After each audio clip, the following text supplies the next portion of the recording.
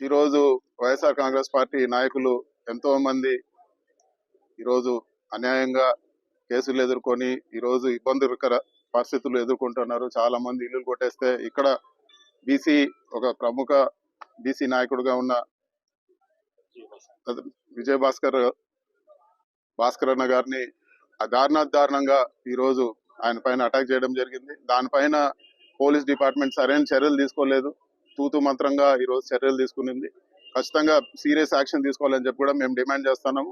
ఒకటైతే వాస్తవము, ఈరోజు భాస్కర్ అన్న పైన దాడి కానీ అదేవిధంగా జరిగే అరాచకాలు కానీ ఇవన్నిటి కూడా ఒకవేళ ఇప్పుడు న్యాయం జరగకపోతే వచ్చే 2 ఏళ్ళలో మా ప్రభుత్వం వస్తుంది.